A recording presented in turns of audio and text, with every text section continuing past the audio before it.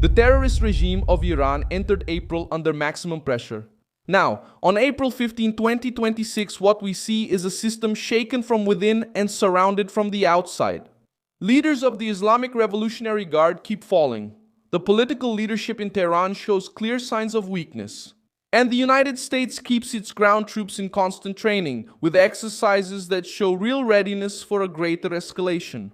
What happened was simple and serious at the same time.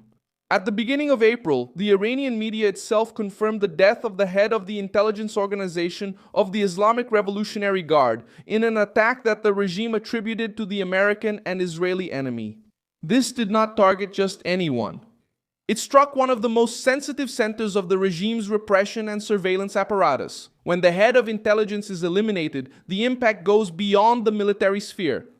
The system loses coordination, loses confidence, and starts to act out of fear.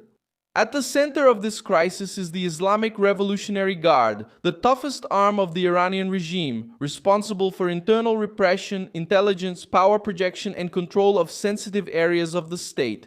In April, this corps remained in shock because, in addition to the loss of important members, the new supreme leader, Mojtaba Khamenei, appeared in the news, still injured, with serious wounds suffered in the late February attack that killed his father.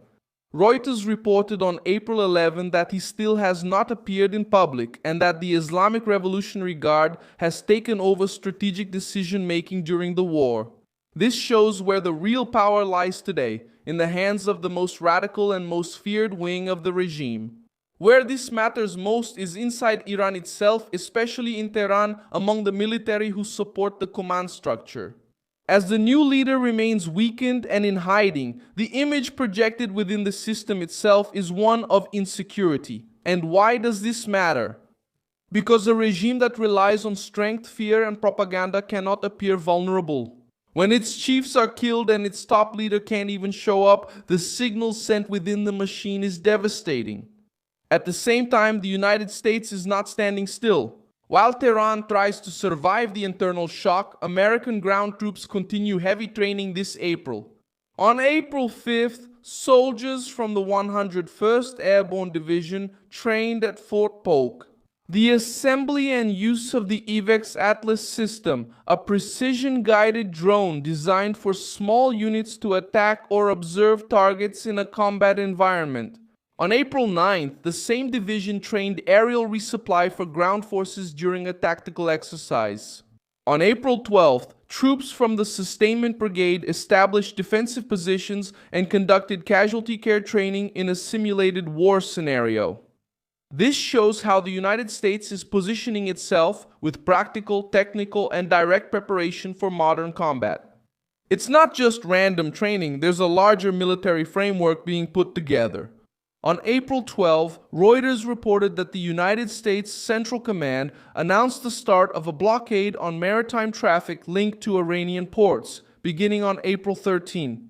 And the Central Command itself states that Operation Epic Fury was launched to dismantle the Iranian regime's security apparatus, prioritizing targets considered an immediate threat.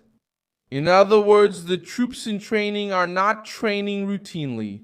They are training during a period of real pressure on the Iranian terrorist regime. When you put it all together, the scenario becomes clear. On one side, Iranians connected to the system itself are experiencing the consequences of a breakdown in command, with leaders killed, an intelligence center hit, and a political leadership that is wounded and weakened. On the other side, the United States is increasing ground readiness, adjusting logistics, training with drones, position defense, ground support, and troop sustainment in a war scenario. What's at stake is not just an exchange of attacks. It's the attempt to break the backbone of the regime, which for years has spread terror, financed militias, and destabilized the region. That's why the most objective assessment this April is tough for Tehran. The Islamic Revolutionary Guard continues to be hit at critical points. The political leadership of the regime shows visible weakness, and the American ground forces are speeding up their preparations with a clear sign of readiness.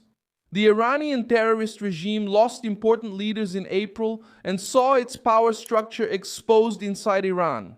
Meanwhile, the United States is training on the ground and maintaining military pressure to prevent this structure from breathing easily again.